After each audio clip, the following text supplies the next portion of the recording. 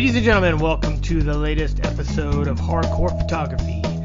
I'm your host, Mike, and I'm here with my good friend, Sticky Rick.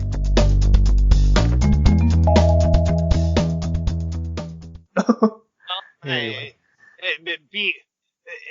don't have to like somebody's personality to enjoy their talent.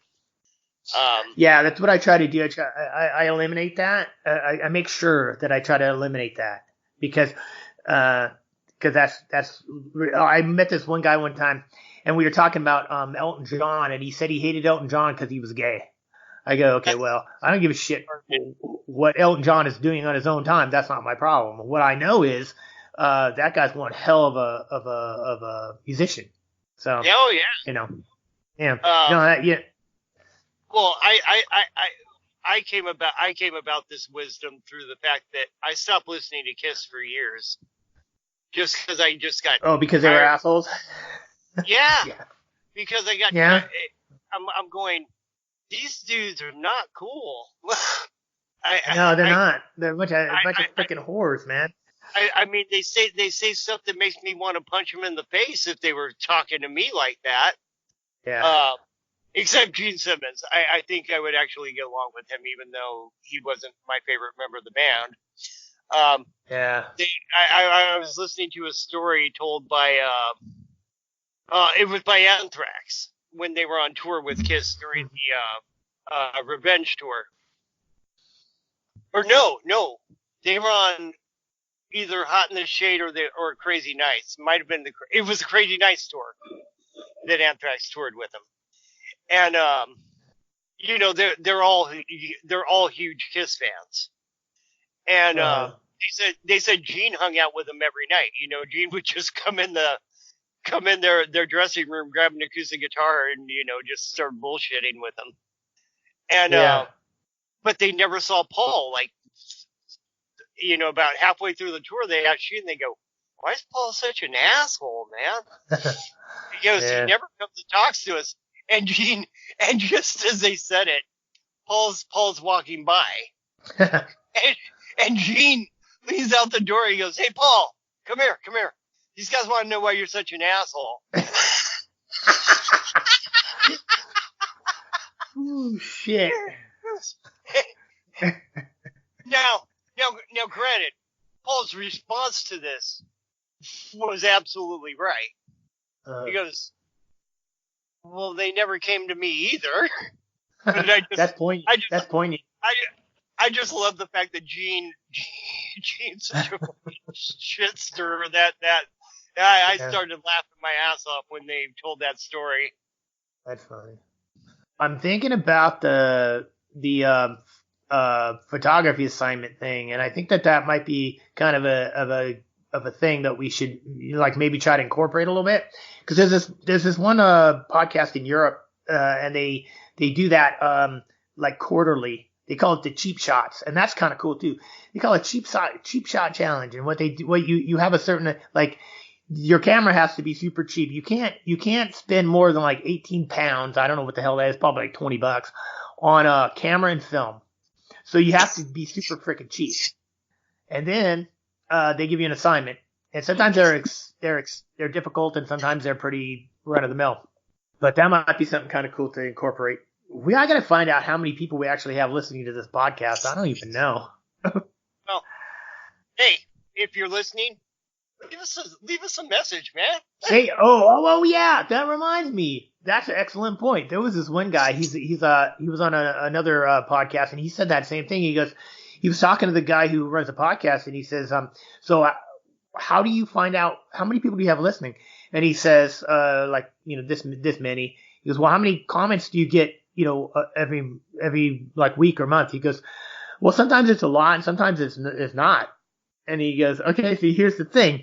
If you're listening to a podcast, and I'm guilty of this, say something, comment, send them a comment or an email or something that says that you're listening, because they don't know, and they don't know what you think, and they don't know what you have to say, and they don't know if you want something else, and this podcast is not for me and Rick to freaking. I mean, we talk about interesting shit and we bullshit and we catch up on what's going on and we make plans and we do all that kind of stuff. But podcasts are about the audience. If it was just me and him, I'd just call him on the phone. So if you're listening and you got something to say, email us, like us, get on the Facebook page or the Facebook group or whatever and say something. And if you think we're assholes, then say that. That's fine. I don't give a shit. But say something, because what's happening, what the problem is that it's difficult to find out. One, I mean, I can go to the basic analytics and see how many downloads this page has had, but that doesn't tell me if it's the same guy that's just doing it from different devices. I don't know. And plus, if you're listening and you're like, hey, this is great, but this is dumb, or this doesn't fit, or this is, as soon as you start doing this, I turn it off. I mean, it'd be nice to at least, it doesn't mean we're going to change it, but if you do, yeah. So maybe we'll invite you into bullshit with us. Yeah, well, that's the thing. There's been more than one dude that is a straight fucking asshole. And I was thinking to myself, I should just tell that guy, hey, dude, you want to go on my show? I mean, maybe we're not gonna, freaking, call you names or try to make you cry, But there's been a couple people that have said some things that I think are pretty controversial and wrong. But I think, why don't you hop on and say something and tell me why you're doing this or why you think this? It's like Bill Manning. I would have loved. In fact, I found out he's still, when I messaged that guy, he's still seeing my messages, so he hasn't blocked me. So I told him, I go, hey man, your invitation is still standing. I go, it's going to be uncomfortable for you, I can tell you that right now, but we would really like to talk to you. But he won't.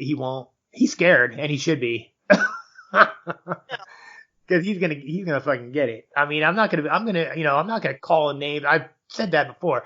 We don't call each other names. We don't threaten each other. We don't disrespect each other. We don't do that. All right. But I'll tell you what, if you come on this show and you've got an opinion, you gotta back it up. If you can't back it up, then don't bother, because we're gonna ask you for your evidence. If Bill Manning comes on this show, the first thing I'm gonna ask him is, okay, where is your evidence? Where is this film freezer? Do you have anything that can't be dismissed? He tells me, oh, well, I have this statement from this guy. Okay, well, then you show me proof that this guy even actually worked for Fuji. And then you show me proof that the guy you're talking to is actually even this guy. Don't be getting on here going, hey, this guy told me and this guy said and this guy. No, I don't care what this guy said. What can you prove? If we went to court right now, what could you prove? Because if you don't have it, I'm not interested. You can tell me all this crazy shit, but and I mean, it can be crazy shit. If you can prove it, cool. I want to hear it. If you can't prove it, don't waste my time. I got other things to do. Here's what I'm going to say. First of all, Bill, your credibility in my book just went up. The fact that you haven't blocked this guy, because I know it comes off like a troll. Yeah.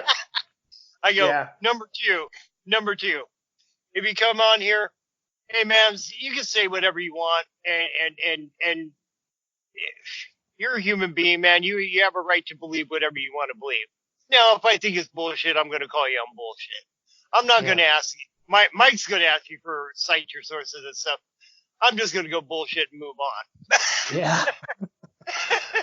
Because it's not that important to me. Yeah. But you are a film Nazi, and we will have words on that one.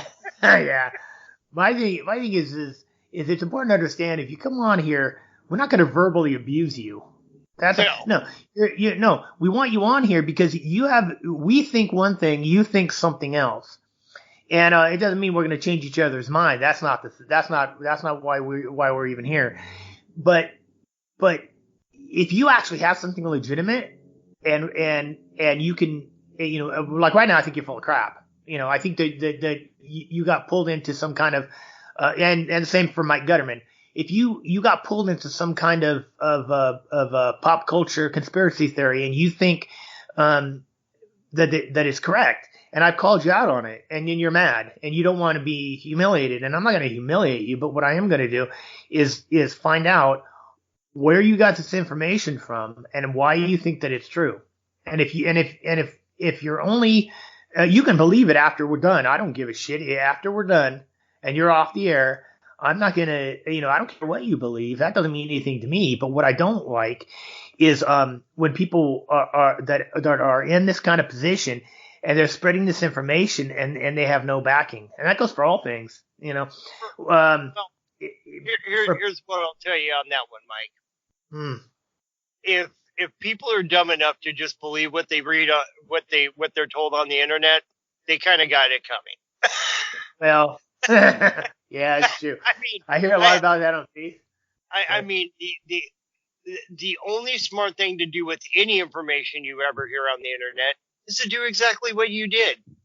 Go and do a little fucking research. Stop being fucking lazy. Yeah. I'm not here to tell you how to live. I'm here to tell you how I live, and maybe you can read up on it a little bit. Yeah. If not, that's cool. Go about your life. It's all good. Yeah, you don't have to. You don't have to look at that. When I was doing it, I didn't at first because it didn't mean anything to me. I go, okay, well, I'll just shoot this film and have a good old time because I had just started shooting film at the time. And then when there were some instances that happened that didn't quite jive with the narrative that I was being told, then I go, that's kind of weird. Maybe that's weird. That doesn't seem like it fits.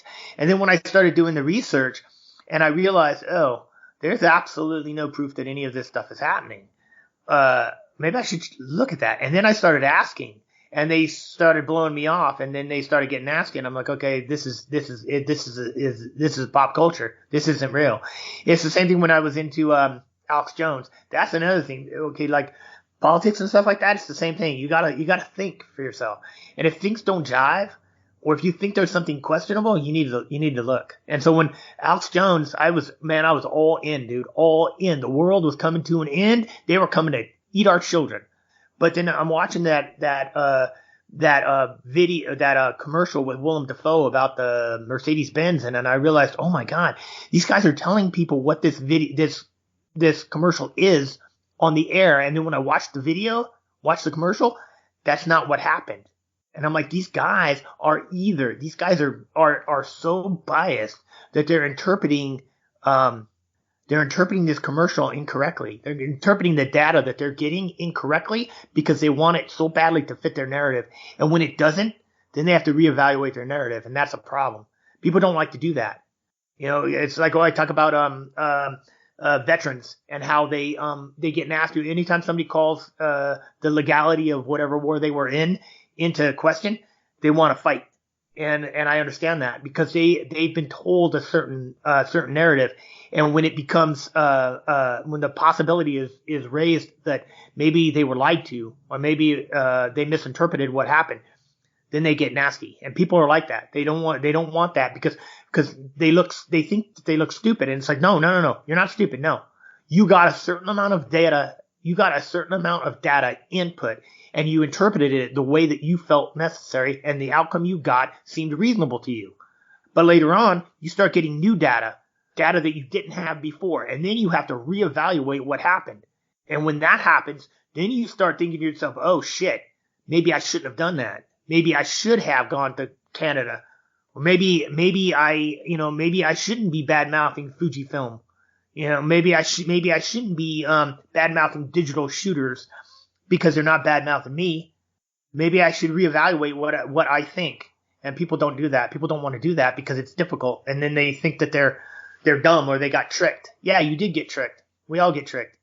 You think this government is your best friend? No, they're not. They're living off you like leeches. They're stealing your money. Right.